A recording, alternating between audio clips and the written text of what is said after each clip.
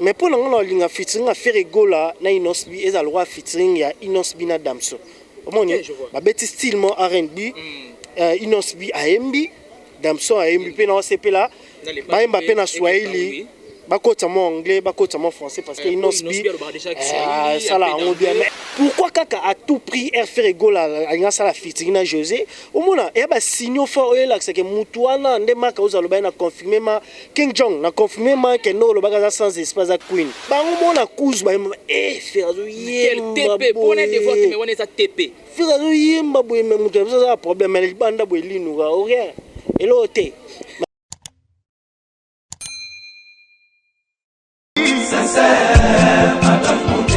Claude Lukebakweno.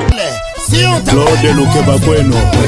Claude Lukebakweno. Prochaine naïe, j'espère. Claude Lukebakweno. Prochaine naïe, j'espère. Bokoto babi Claude Lukebakweno TV et na montage bagoloise nyonso oh vraiment bolinga boyoka actualité à mission na bino bolinga mingi faire rigola Jésus de nyonso et puis actualité musicale et ça awa na Claude Lukebakweno TV moto danger na baki susu moto danger et vraiment to tindika ba chaîne mike batikela biso nzela to leka avec boss de boss initiateur à chaîne oyo Claude Lukebakweno l'homme de jugement par défaut le guerrier de faire rigola maître Moussa Mangi makambe bandi yanika bekabolos boucle Magauzi yeyo ado senga na bino bosa abonné massivement na site oyo Claude Lukebakweno jugement par défaut oyo Magauzi azo koloba yeyo awa ya nenga dessin animé na ngosiko donc abonnez-vous massivement ceux qui bolingi pena loba la grand prêtre Marie-Paul s'abonnez-vous nyonso pena s'abonner na kati. Vous êtes de milliers de personnes à nous suivre de partout, chers internautes, salut et bienvenue sur Claude Lukebakweno TV, une autre façon d'informer et de communiquer avec toute l'équipe. Vraiment, il y a des journalistes nyonso, encore une fois de plus, vraiment, vous s'abonner massivement, vous développer les ma culture, il y a aussi gérer, il y a liker, il y a critiquer combien même il s'agit de critiquer. Chers internautes, comme vous le savez bien que l'actualité musicale, vraiment parfois oblige, donc de traîner moi moukier avec un confrère d'estime. Lettre K de la presse, Yannick Kabwelos. Ensemble, nous avons vraiment sur l'industrie musicale. Et je profite de cette occasion de souhaiter joyeux anniversaire à le padre Jésus de Nuances. Et un grand merci aussi à notre boss. Donc, beauté plus l'argent, ça donne la force. Claude Lukebakweno, donc depuis Switzerland. Et un grand merci à toi, encore une fois de plus, JM, pour la disponibilité. Et sans plus tarder, nous sommes déjà dans mon invité du jour. Aïbandengni déjà au côté avec vibration. Avec beaucoup d'amour fraternel, à qui j'ai dit bonjour Kabwelos, lettre K de la presse. Ouais, bonjour Ben Mavembo, les positivistes, l'intelligence dans la presse, mon pote, mon ami. Bonjour, mbote na ba bonne nyonso ya Claude Lukebakweno TV ya bino Kabwelos yo motopamba. Mikolo bolinga mingi donc on sentir en toi ça qui dit là parce que on a beaucoup souffert. To souffrir vraiment dans musalo lelo peso qui to komi moi kolia to pesara le kumu na nzambe ceux qui to komi moi ko za la considérer et par bon nombre à batu ba maman le roi ba maman Jandoki ba papa ebele ba jeune partout dans le monde ba gaulois surtout parce que particularité vraiment chaîne au mingi et ça fait rigoler les pas de Nika Boroni que je profite souhaiter joyeux anniversaire Ferrego la Nika Boroni parce que tout ça émission le 3 malgré que tu as lobby joyeux anniversaire à vous Ferrego là les padres que les bons dieux vous prêtent encore longévité que les bons dieux vous ajoutent encore tout ce que vous en manquez et puis voilà nayebi ke nzamba obakisela lisusu voix kitoko oleka bayuma oleka misa makelele wa makelele wana atikala ko yemba lole nzamba peso sous 50 voix na kati na yo po betara bayuma ndenge ezalaka donc on est ensemble Ben Mavembo le positif, il est positiviste. Génial, Kabwelos, je pense bien que tu retardé moi Moukié, il y a une industrie musicale et Sengaka. Encore une fois de plus, c'est joyeux anniversaire à les padres, Jésus des Nuances. Harmonie, c'est déjà pour bientôt. Dynastie de même, donc Gaulois, Gauloise, ça tellement impatient. Ouais, on a déjà moi Polo, ça annonce déjà quelque chose de lourd là. Oui. Pour l'anniversaire des padres, Ferrego là, Claude Lukebakweno, on va loco donc. D'ailleurs, tu bêtes bango, tu bêtes bango, bah yo qui déjà loco. On a été polo toujours dans le cadre de l'anniversaire à faire rigoler parce qu'après moi ici quand tu mets le loco absolument par rapport à G bon malgré tout boss de boss Claude Lukeba Kono ya na ndenge na to zelango samedi to vanda mais t'inquiète toi grand garçon pour l'anniversaire ya presse Ferrego la Jésus Nyons to beta moi tourne à bon vent là to zana batutu et puis to luka mo sika donc encore une fois de plus félicitations les padres continuez toujours beta ba Kabwe Kabwelos, vraiment, j'espère bien que vous allez prêt à répondre à ma préoccupation. Où il s'est déroulé tout au long, vraiment, il y a entretien, tout au long, il y a échange, tout au long, il y a émission. Kabwe Kabwelos, aux Amutu, au Botami, il y a longtemps. Question Moyelingaï avant d'abandonner vraiment profondément dans l'émission Nabiso.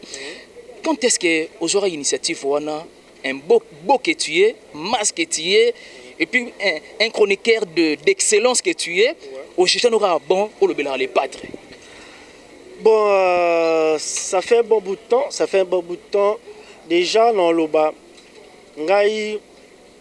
depuis déjà ma classe, depuis avant qu'on a comme un journaliste, on a déjà apprécié, aussi puis la l'envoi artiste parce que na baro ma chorale le pèlerin, dans la louange, et la chorale vocale, na vraiment na tomba vraiment na bateau baimba kitoko donc surtout première voix bateau baimba première voix kitoko vraiment na ébloui et koyoka ba artiste belé en mboka na biso oyo baimba kitoko notamment idole a fait rigola a comment baimba banze mwanzambe vient biso Carlito Lassa koyoka ba fait Madilou ba vieux ana tout et puis on finish les padres donc n'habité dans le depuis intervention rapide o benga ninga libana ya mbula esika pongi kokutanga bisika ngala kola lela pongi kipaka place teo atana depuis un an qu'on voit les pattes dans le parce que tout ça la CD intervention rapide na parler ne peut sans temps na ka ba PDG makambo ba tete tumba ba sodo o ka ba kier les pattes de chamon série wala et puis le roman de l'artiste deuxième album et jusqu'au jour d'aujourd'hui toquer ma classe et puis chance et sourire les lots tout ça va penser ça pour répondre tout droit à la question là yo qu'on choisir les padres dans kolongona na rosa la fan il y avait un temps oyo batu nyonso ba journaliste nyonso na en général na ba journaliste na ba journaliste été na ba chroniqueur na ba tout cas normal na je sais pas moi média en général. Et c'était dit à quoi, selon toi? Bon, selon moi, na koki koloba, tant que tout ça anakin, biso tout idéologie n'ingeza, il y aura série où les padres allongé, pas bien biso Hugues de la Forêt, c'est les marquis, du coup, quartier latin, bah fan de maison mère, bah y'a à tout prix. Fait rigoler, vraiment amna loba, bah tout bah histoire peut-être, on s'est rappelé, bah fan de maison mère, bah s'attendait na les padres kozonga, maison mère, né la cause ça fout comment la zamba tu ebi, bah y'a pas chef pour les padres zaki chef, bah y'a que tellement bah zaki na besoin na toujours, et puis souci ya wera et pas les padres ici la guité, voilà, et du coup fait rigoler, aïe quoi embrasser carrière solo, la carrière solo. Avant d'embrasser carrière solo, elle fait rigoler à nous préparer parce qu'il y a longtemps qui du coup à Coxaki a 6 contrats n'a été dans la quartier latin tu es bien Missa Makelele à Betemwe loko parce que les pas derrière Ayaki a quand même mal à l'aise pas Missa Makelele a sali tout là parce qu'il a Sisi Silva Mbati tout la mouissi allez il y a longtemps est-ce qu'on a nenga guerre à Wenge pour les pas dans mon Wenga tali tena rotika tanti mon Missa Makelele a bois qui li puta les pas de maman chita si ma kota si 3 mois na peut sur ba golo ba bien à kota si 3 mois vient na biso maika munan aboya kutoter aussi maté banini sida 3 mois mais les padres à travailler na Philippe Guez si je m'abuse Philippe Guez à travailler na 2000 voilà 2006 à travailler na VA comme appelle jaloux Olivier Chimanga à travailler na bango toujours banzem le roi biberon vinaigre toujours ngala comme konyo comme ngala comme kosambu sanzoto ngai mobali kitoko boyena comme mungamba ya bato toujours yango et du coup ma finge bandi ma finge na ce que bandi pourquoi parce que ba fa na maison mais tellement balingera les padres pour la ngala mona ko ina faire rigoler bandi wana Sankara d'écoute, bon, les lois ont un problème là, les padres étaient. Comme une campagne de déstabilisation, pour déstabiliser les padres. Bon, est-ce qu'on peut se mettre à quel pouvoir? Bon, peut se mettre à quel yende makambu, yende boy, si misa à quel qui n'a pas trophée na boîte, à qui n'a pas disque dans la boîte, il y a le couteau, si les levas ont un peu sauté, parce que disque d'or est passé dans la boîte de nuit. Donc, bref, pour Nanga, dans les pour Nanga, selon guerre à faire rigolo, il a fait rigoler les bandits. On a du coup, biso beto kola, c'est au tali âge nanga na ba caméra beta donc il a to koli nango. Elle a tellement vu pourquoi quand un musicien mort à la attaquer, pourquoi quand un musicien mort comme pointer toujours, pourquoi quand un musicien mort baluka toujours ba diminuer. Mais quand un musicien a un talent, quand un musicien il est humble, il parle pas beaucoup, il provoque pas les gens, a fini à battre la musique n'a été au contraire. Les padres sont qui n'a pas si bon tout n'ayangama c'est wana balana rando kumakasi mais bato balinga ekate mais yemo pe kuna nzema ngalo bas a habiter so asala mokini po ba ina nga na monique ba journaliste c'est tout parce que le lokuto to botami mais c'est wana parce que nga banda lit kutu ala Claude Lukeba kono Congo bisango côté Claude Lukeba kono zwanga peut-être bato be ba ebate Congo bisango na beta 100% ce Congo bisango ya ce qu'on est à 100% faire Fanny Bongende yemtamema nani échappé moi c'est échappé que je salue yene mutara patron na Congo bisango bon Congo bisango zala de show plus de 20 000 abonnés la défendra les pas de écoute il y a au bureau yebi no ngaité lo monte ngamo kaka mukolo shel kuto lo balanga mais ndeni yo ba nini on fait on appelle ça ronini ngoya boy na boy e ba yebi ope kuté ko lobele boy nini mais moi na perdre que exporter na barondi mila toujours lo na ba sala et puis Claude Lukeba Kono a monanga dans l'une des vidéos pour la ba sala mo bona sala analyse de 4 000 5 000 10 000 15 000 mo ngamo ba golo bazolanda tout ça ba seconde ba ken pena bazo finga ko koto na ninga ba bete no ba bogarde ya presse ba été no ba killer si ba été no vraiment Claude Lukeba Kono otala ay mam na lo ba nanu ba été ben donc nga da kabulo si dana plaquer on nataka Lukeba Kono benganga oh allo wana na oyebi muto sola na bina ebiti vraiment Claude Lukeba Kono ebi lisolo oyebi muto sola na bina ebiti abi kenne na nzema jugement les padres tala ni na liboso ba dédicace à liboso au mona na kenda pe bon la landa nga pe bon ebati après na yo tunve ebisa kanda ebisinga e banda pe bongo va bandoti nga pe bala wana la kana Congo bisango courage no oza na ora oza propre oloba bien bunda boyebo après d'ailleurs tu n'as pas Natacha Skato Kutanaki pas Natacha Gola et puis voilà jusqu'au jour d'aujourd'hui biso ba Jérémy Makese Toche pierre à l'édifice le Claude Lukeba Kono 3K dans moins d'une année parce que na août a to fêté en le lopeto yambio Ben Mavembo donc oza te muto asika oza dia muto travail kinayo et na lobake Claude Lukeba Kono ndes asala ke to ko ma famille parce que na eba na yote yobe oyeba ngate peut-être Jérémy pas yeba ngate mais Claude Lukeba Kono a sangisa biso malgré ba quoi que zanga ate ba bisika to zala ki boto otanga te patron na biso to to alaki asala que je n'ai pas essayé de parce qu'il y a quand même à PC Bisopé Mwanzela parce que c'est vraiment Claude Lukeba Kono a na chaîne Natacha Gola na PC Mbote parce que la paix est plus puissante que la guerre ministère Fabaloba et puis voilà ma campagne bandaki bongo et puis les padres groupe tout le monde d'accord Yannick Kaba s'imposer Kabwe Kabolos je suis tellement émerveillé de te dire en tout cas vraiment c'est génial c'est quand tu progresser moi doucement bah sujet concernant les padres Claude Lukeba Kono, l'homme de jugement par défaut, le père social. En tout cas, on est ensemble. Vraiment, n'habitez Kabwe Kabolos. Inosbi, apparemment comme si moi fuite moi déjà bimi, abeta fitirer na les padres. Allez les voir les padres, habité, il faut vier, ba parler leur moroboy. L'impression est aux années par rapport à Petiwana et puis avec beaucoup d'estime, beaucoup de révérence à Zalaranango, surtout la qualité artistique, bien entendu, il y a les padres. L'impression est aux Andes. Ouais, Ben Mavembo, les positivistes, l'intelligence dans la presse, yo les kings. On se complète. Non, l'humilité précède la gloire. On se complète. J'ai toujours l'habitude de le dire parce que le loro les carats le plein. Ah bon? Donc voilà, c'est l'ambiance. Inosbi. Président Inosbi, quand même, Aza leader, les jeunes leaders, malgré tout le monde 23 ans, avant d'issa Mokili, avant d'issa Batubayo Kakae. Mais peut-être que avant de répondre à la question, Jim Martins a aussi bien Young King a eu qui a problème na biso. Na mon page même ba fingi na niveau de mo King wala ba bosse que King Kester ne kutu tabana donc voilà. Pour nga voir les padres na Inosbi. Na ba Inosbi série azara na Vodacom. Azara na vraiment car c'est dur, c'est rêve le lendemain. Mais le commence à sortir la mi-fa de la galère. Parce que voilà, non, c'est un peu là, les padres, un style dans step. Les gars, proposition, l'aime sur le plaît pas départ aux chance sur telle émission. Featuring Inosbi Autobetana Fabregas, bon, habité qui est raté, mais on est.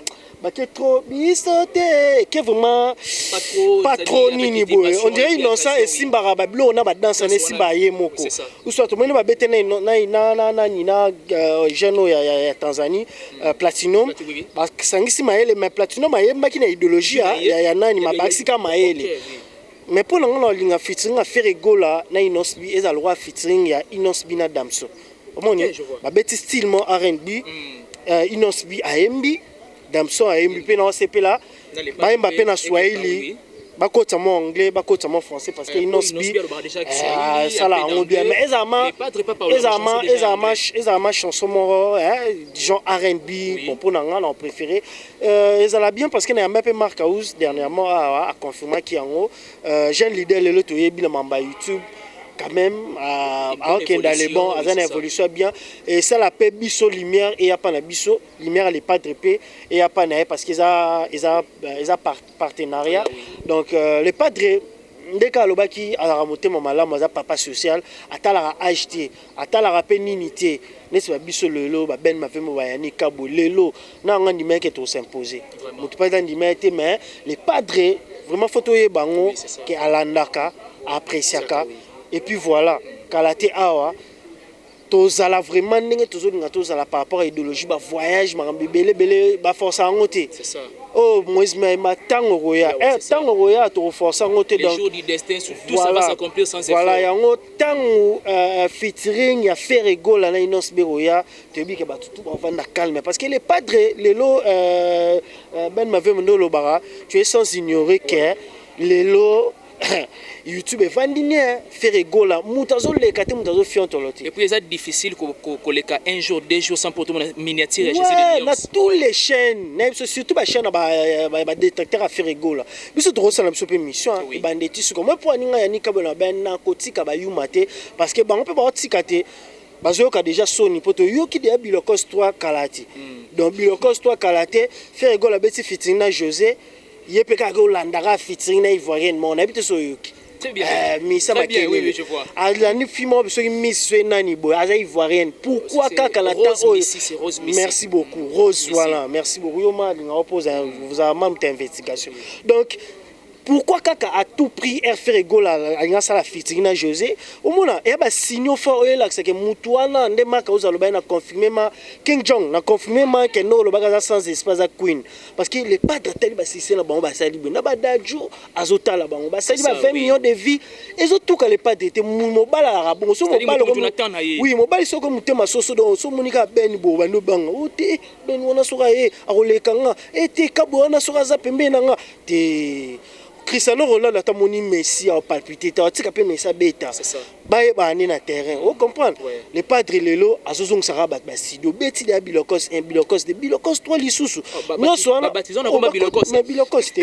Tu vois la sorte tant comme mon parquet de grande distance. Bilokos 3. Ozomona non roule pas d'administrer c'est somme yo kika que oh ben nazoya donc kaba ndo so baso maquette ya blé mabe. Aso maquette ya jaune mabe. Asa te eza bongo te botika mitema soso zala esprit mais c'est na biso makelele zala esprit les pattes za esprit za pesa za calme atala rayo pour biso otala rayo et puis ben et le mot vraiment pour ne pas monopoliser la parole eza constant na sala ba golo ba banga ba warrior te mais j'ai l'impression comme si ça va inverser ba warrior ba banga ba golo pourquoi to vendre na bar ata siko so to vendre na bar so to vendre sika pour bazala ba pesa impression de bazala la majorité mais or que bazala la majorité te ba golande ba rabato attitude balingana bango que se faire voir te na roke na ba oui na roke na ba la moni DJ obeta ne tricage banda baneka banzemba tantine et déranger na te on a mela masomba mona kendi taza congolais na yoka mais remarquez que ceux comme moni que si kata bovani ka lem sous 6-7 personnes o chika nzemba fe et beta ta 5 minutes te banaka o alongwala nani aleki écoute neza bo écoute aleki oui na remarquant déjà donc non ba yoka nzemba faire bande tisukati ba bangara nini ba wario na batu na bango bazui ba pasteur à tricage ba côté là mais non on n'a pas besoin de ça, nous sommes toujours derrière les padres. L'artiste il est bourré de talent, l'artiste il est là pour nous, il est là pour tout le monde. Faire rigolo à la loi biscuit mba na équipe nationale na bata vite ba komisara. Vous comprenez? Oui, biscuit mbala. Il y a donc Jésus de Jésus. Ah il attends donc mutafita c'est pas non bosser il y a ce jour imana. Il y a le roi faire rigolo. Mais regarde-moi. Là c'est fort hein. Bangomo oh mais papa, bangomo na couche ba faire quel TP pour les devoirs mais on est à TP. Faire yemba boy mais mutu ça problème mais banda boy linuka rien. Et l'autre mais biso to ndimaka so mutu na bango nditi te ngama o me ben nga lobaka mutu na bango abeta banzimu na yoki mais ngai audition nga ezaka bercer ceux qui voient les pattes mais cela m'exclut cela ne m'exclut pas que na yoka ye na yoka nga musique ne peut pas bien mais la musique c'est pelisa nga plus ils les pas de to inete mais bango ba ina faire rigolo pourquoi un wana bazala toujours koluka chaque jour koluka sujet au fin à faire rigolo. Super Yannick Kabwe-Kabwelos, je pense bien qu'il est lentement ici Raymond. Nous attendons vraiment au terme de cet échange, de cet entretien. N'habitez mot de la fin et puis un concert il y a le 14 mars à l'occasion même de l'anniversaire de Jésus de Nyans, le padre, j'aime bien l'appeler les patrimoines de mon pays, les poids lourds, les conservateurs de la musique africaine. Faire Egola, l'homme à la va ferrochrome, l'homme à la va subliminal, les Brésiliens de la musique africaine, ni Kaboni, jour na rosa, jour na romona les pâtes boy. On a vu qu'il y a cocarate au marabout seki. Pour elle aux paroles, non faire Egola, l'homme à la va ferrochrome, les Brésiliens de la musique africaine, l'homme à la va subliminal, muta quoi ça l'autre, muta beta l'autre KO jusqu'au jour d'aujourd'hui à cocarate, ni Kaboni. Donc, to si ba Gaulois, il y a Poto, il y a Kin, il y a Lubumbashi, il y a Brazzaville, il y a Point-Noir, il y a partout. Tout manqué faire rigolo là parce qu'il y a qui Guadeloupe, Clip, Côte d'Ivoire et tout. Studio, Paris et tout. Depuis même ligne, tu ouvres ma tante. Ça fait déjà 2 mois. C'est on est allés ngambo, il y a tout au mat aux ensemble. Pour la drapeau mais ça lit bien à Claude Lukebakono, Ben Mavembo. Abonné nyonso ya Claude Lukebakono ba fanatique ya Yanika ba fanatique ya Jérémy Makesi ba fanatique ya Nancy ba c'est ba fanatique na biso tout. Ben Mavembo les positivistes boyebi déjà c'est la famille donc biso a tout intelligence tout musala donc c'est un gars oyo a mérité donc bon mais ça n'est pas on a Claude Lukebakono TV parce que biso d'abord c'est l'amour qui prend donc voilà un grand merci Jésus de Nyans fait rigolo là toi ça qui dit là na yo tu as dit que le 14 février tu as au festoyer parce que les lots je pense que les pas droit l'année ba champagne parce que écoute les pas droit il au fait là à sombara mi tout kana ba palais mais ma bleu le roi à sombara mi tout kana ba palais mais bleu le roi ba ketch ba c'est le mois danger fort range fort qui ba wara ba beli mi tout ba mo benga ba finga yo kabo yo zela kabo zela te pour la kina mamwale a raté biso tout ba yanke biso tout ba mettre biso tout na idéologie pour ce qu'on a cassé vous betela publicité na ba reno na ba inya 55 na rapide donc ma trop bien si bango le 14 mars à l'occasion de l'anniversaire il y a fait rigoler Jésus Nyans to zalawana matinée acoustique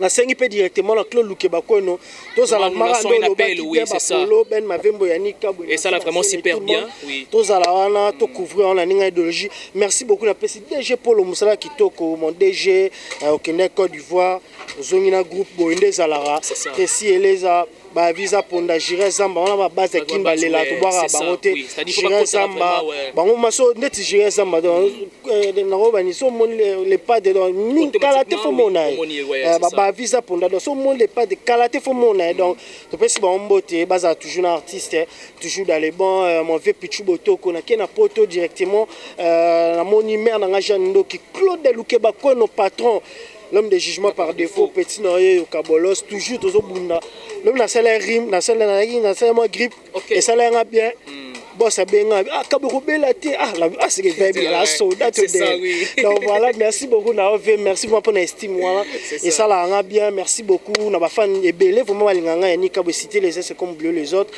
Parmi bato pe basala ba commentaire na kangi ya combat deux personnes Peggy Pembele na syndicat BKT vraiment après ça nga ba éloge bele pe na continuer na kanga donc voilà BKT wana je me rappelle depuis Natacha Gola je sentais quand même moi ba commentaire moko ya bienveillance ndialinga pe mingi na commentaire wa luka ben soirée pe photo vraiment. Habituez-vous à ces visages de la personne de Ben Mavembo avec Kabwe Kabwelos, Nancy Bassé, le VIP de la presse, et puis Dorcas Boloko. Biso c'est la famille, donc voilà. Toujours dans Claude Lukebako, notre activité. Et puis les 14 mois, aux Alabiso tout, au grand complet. Car à Ningezala, bon, continuez toujours qu'on peut sa confiance dans faire égol, les pas de canne dans le baki. Claude Lukebako, nous moto à danger, faire égol, moto à danger, beaucoup en bachène à Mickey, Botskripson, Zela, tout le cas. Avec Yannick Kabwe Kabolos, Ben Mavembo, Jérémy Makiese. Claude Lukebako, tozawana faire egola bokende pe na faire egola TV officiel bo s'abonner car ningezala vraiment merci beaucoup na Ben Mavembo na nengo lettre de la presse vraiment d'avoir répondu à mon invitation dans les bons frères na musala kitoko bonne chance na yo et puis voilà bagoloa bo continuer toujours cause à l'esprit bo za bayu matel roi bawara kitoko boucle. Merci beaucoup Yannick Kabwe Kabwelos d'avoir répondu à mon invitation. Merci beaucoup à toi JM, Jérémy Makiese, à caméra et à la personne de Ben Mavembo, les positivistes. Merci beaucoup à mon boss. Beauté plus l'argent, ça donne la force. Claude Lukebako, l'homme de jugement par défaut. Et puis profitez de cette occasion, après avoir suivi cette émission, vraiment au développer, vraiment qu'il tire Wana, il y a qu'à partager, il y a qu'à aimer, il y a qu'à s'y gérer. Et puis il y a qu'à critiquer, quand bien même il s'agit de critiquer. Je l'ai toujours dit qu'aucune œuvre scientifique n'a jamais été toujours parfaite. Vraiment, l'équipe de Claude Lukebako, l'homme de jugement par défaut, Yannick Kabwe Kabwelos, Ben Mavembo, Dorcas Bolokoko, VIP de la presse, Nancy Bassele, on est ensemble et nous allons travailler comme un seul homme pour la force. Vraiment, je vous aime tant, la noblesse oblige Mavembo, futur gériste, abonnez-vous massivement sur Claude Lukebako, l'homme de jugement par défaut. Ouais.